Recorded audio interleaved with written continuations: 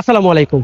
আশা করি আপনারা সবাই ভালো আছেন আলহামদুলিল্লাহ। সো স্ক্রিনে যে ভাইটিকে দেখতে পাচ্ছেন ইনি হচ্ছেন গিয়ে পারভেজ খান।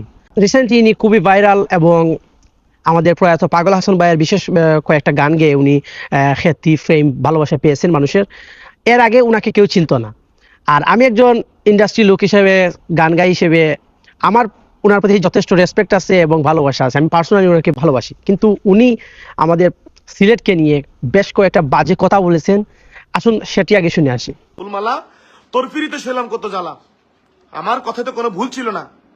তাহলে এই জিনিসগুলা আরো সিলেটি অনেকগুলা দালাল যারা আমাকে নিয়ে এইগুলা লিখছেন, তারা আসলে বুঝতে পারতেছে না জিনিসটা অতি ভক্ত চোরের লক্ষণ। এটা মাথায় রাখবেন।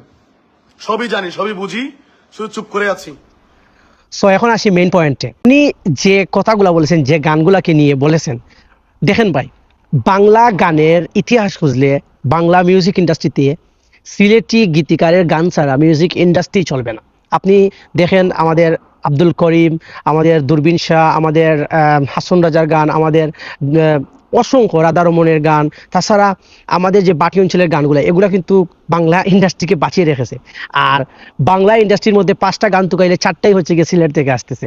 এবং আমাদের প্রয়াত বর্তমান যে পাগল হাসান ভাই, তো উনি তো মারা গেছেন। উনার যে গানগুলা এক একটা মানে গান জনপ্রিয়, এবং আপনি উনার গান গেয়েই ভাইরাল হয়েছেন, উনার গান গেয়েই আপনাকে সবাই চিনেছে। এর আগে কিন্তু আপনার কোনো খ্যাতি, নাম কিছুই ছিল না। সো আপনি যে গীতিকার যে অ্যাঙ্গেলে গান লেখে সেই অ্যাঙ্গেলে আপনি গানটাকে বোঝার চেষ্টা করবেন। আপনি গান লেখেন না, আপনি কোনো গীতিকার না, আপনি হচ্ছেন গিয়ে একজন গায়ক, সিঙ্গার। আপনি সিঙ্গার হিসেবে ঠিক আছেন, বাট আপনার সিলেটিকে দালাল বলা কিন্তু কোনো ওয়েতেই মানা যায় না। আপনাকে আমি একটা কথাই বলবো, এজ এ ইন্ডাস্ট্রির লোক হিসেবে, এজ এ আর্টিস্ট হিসেবে আমি আপনাকে বলবো, আপনি অতি শীঘ্রই, অতি সত্বর আপনি লাইভে এসে সমস্ত সিলেটবাসীর কাছে ক্ষমা চান।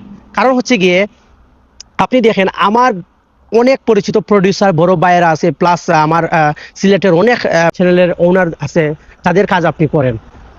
আমি নাম বলতেছি না, বাট আমি নাম বললে আপনি অক্ষরে অক্ষরে আপনাকে আপনাকে ধরিয়ে দিতে পারবো আপনি কাদের কাজ করেন, কারা আপনাকে দিয়ে কাজ করায়। যদি সিলেট গিয়ে নিয়ে এরকম বাজে কথা বলেন, তাহলে কিন্তু সিলেটে কোনো প্রোগ্রামই পাবেন না। আর সিলেটে যদি কোনো শিল্পী প্রোগ্রাম না পায়, তাহলে সেই শিল্পীর কিন্তু ক্যারিয়ার ধ্বংস হয়ে যায়। এটা আপনাকে মানতে হবে। আর তাই আমি বলবো, অতি শীঘ্রই আপনি শুধু সিলেট না, প্রত্যেকটা জেলাকে সম্মান করেন, 64টা জেলাকে সম্মান করে। এবং গান শিল্পীর কোনো দল নেই, মত নেই, কিছু নেই। শিল্পী হচ্ছে গিয়ে একজন মানে আদর্শ সত্তা। শিল্পী হচ্ছে গিয়ে শুধু তার শিল্প দিয়ে বেঁচে থাকবে, দ্যাটস ইট। আপনি কোনো কন্ট্রোভার্সিতে যাবেন না। আপনাকে আমি অনুরোধ করব, আপনি লাইভে আসেন এবং সমস্ত সিলেটবাসীর কাছে ক্ষমা চান। ধন্যবাদ।